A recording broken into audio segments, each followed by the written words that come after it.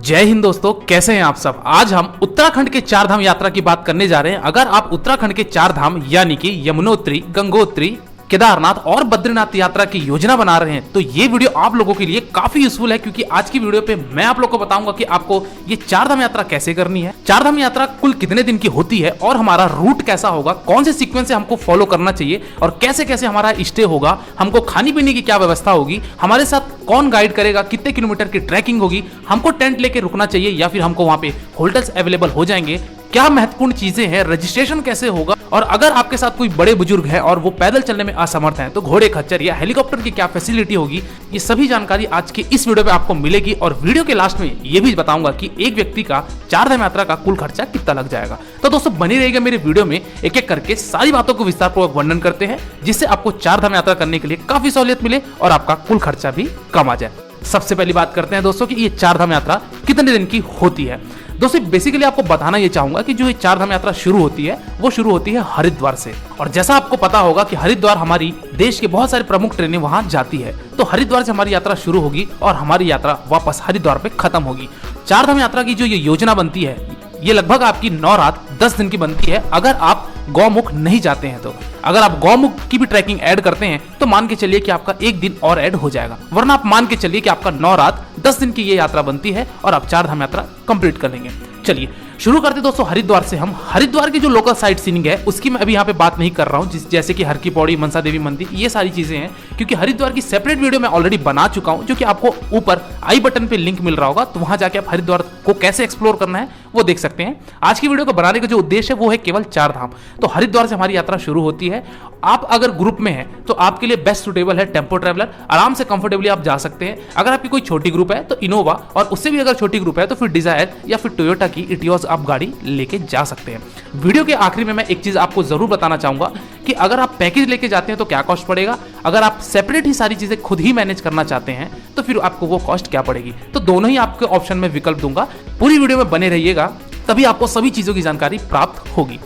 तो दोस्तों हरिद्वार से यात्रा शुरू होती है और हमारे देश के बहुत सारे प्रमुख शहरों से हरिद्वार के लिए डायरेक्ट ट्रेन कनेक्टिविटी मिल जाती है, तो आप हरिद्वार तक पहुंच सकते हैं। वही अगर आप फ्लाइट से आ रहे हैं तो आप देहरादून से यात्रा अपनी शुरू कर सकते हैं।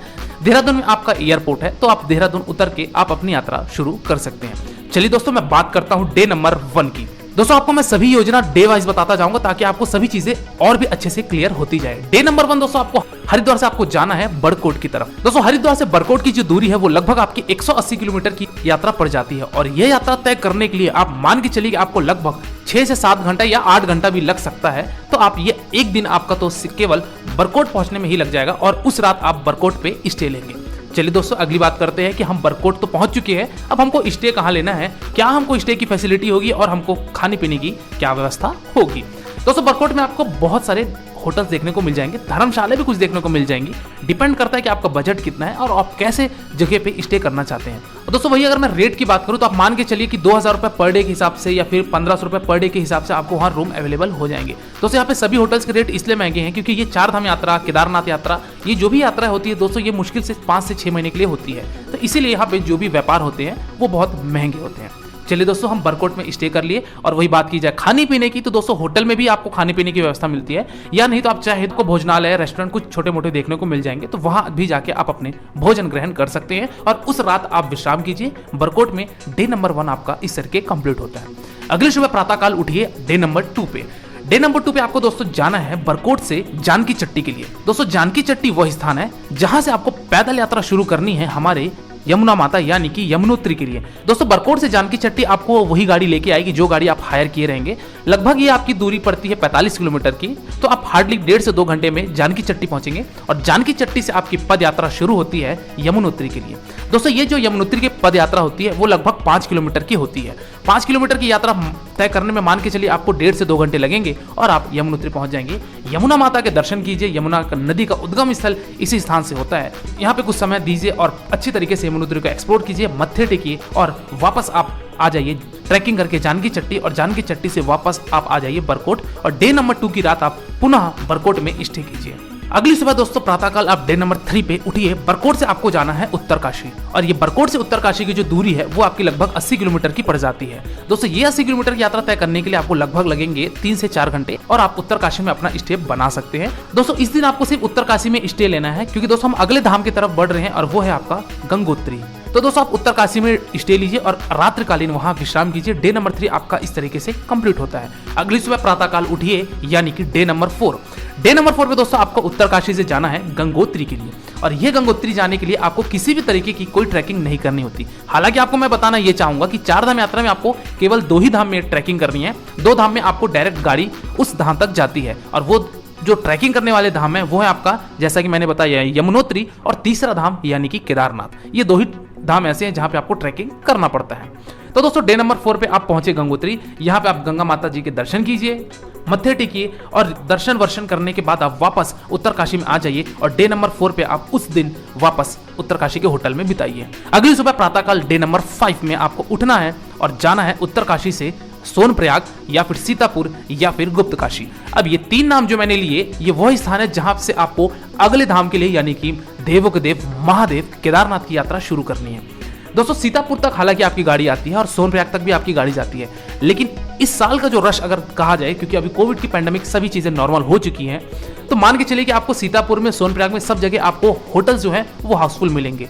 तो आप हो सकता है गुप्तकाशी में ले, या फिर हो सकता है आप ऊखीमठ में स्टे लें। जहां भी आपको होटल मिले आप वहां स्टे बना सकते हैं। हालांकि आगे आपको मैं बताऊंगा कि आपको पैकेज के क्या कॉस्ट पड़ेंगे, और उस पैकेज में आपको कहां होटल दिया जाएगा, सभी चीजों की जानकारी आगे दूंगा। तो दोस्तों आप उस दिन डे नंबर 5 पे उत्तरकाशी से आइए आप सोनप्रयाग। सोनप्रयाग की जो दूरी है लगभग उत्तरकाशी से वो 220 किलोमीटर की पड़ती है, और ये 220 किलोमीटर की यात्रा तय करने में आपको लगभग 8 से 9 घंटे लग जाएंगे। और आप उस दिन डे नंबर 5 में उत्तरकाशी से आकर सोनप्रयाग में स्टे ले लीजिए, या फिर जहां भी होटल मिलता है गुप्तकाशी में भी आप स्टे ले सकते हैं। चलिए दोस्तों अगली सुबह यानी कि डे नंबर 6 में, डे नंबर 6 में आपको यात्रा शुरू करनी है महादेव के लिए, जो कि है आपका गौरीकुंड से। दोस्तों आप वहां से पहले गौरीकुंड चले जाइए। सोनप्रयाग से गौरीकुंड जाने के लिए आपको बोलेरो सुमो का साधन लेना पड़ेगा, जो कि उत्तराखंड गवर्नमेंट की तरफ से चलाया जाता है।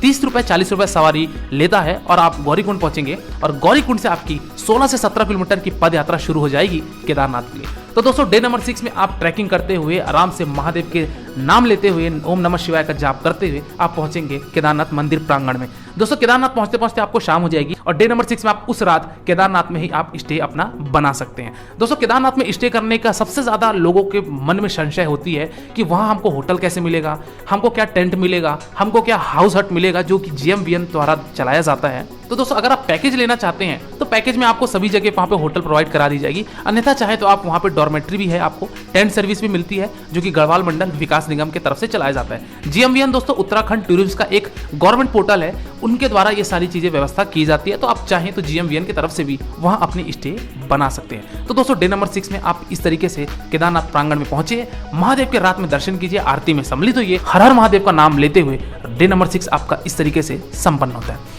अगली सुबह प्रातःकाल आप उठिए डे नंबर 7 पे, पुनः आप महादेव के दर्शन कीजिए और अपनी ट्रैकिंग वापस शुरू कर दीजिए गौरीकुंड होते हुए सोनप्रयाग या फिर गुप्तकाशी के लिए। तो दोस्तों डे नंबर 7 में आप केदारनाथ मंदिर से आप नीचे उतरेंगे 16 से 17 किलोमीटर, और आप उस दिन पुनः वापस स्टे बनाइए गुप्तकाशी में या सोनप्रयाग में, जहां भी आपकी होटल्स अवेलेबल होगी। चलिए दोस्तों अगली सुबह यानी कि डे नंबर 8 पे, दोस्तों डे नंबर 8 पे आपको सोनप्रयाग से आपको डायरेक्ट निकलना है बद्रीनाथ के लिए। तो दोस्तों सोनप्रयाग से जो बद्रीनाथ की दूरी है वो लगभग 220 से 30 किलोमीटर पड़ती है ये दूरी भी, और ये दूरी तय करने के लिए आपको लगभग 8 से 9 घंटे पुनः लगेंगे। तो आप डे नंबर 8 में सोनप्रयाग से बद्रीनाथ पहुंचेंगे, और आप बद्रीनाथ में उस दिन स्टे ले लीजिए। हालांकि आप बद्रीनाथ अगर आप निकल रहे हैं तो सुबह सुबह आप सोनप्रयाग से डिपार्चर ले लीजिए, ताकि आप दोपहर होते होते बद्रीनाथ पहुंच जाएं।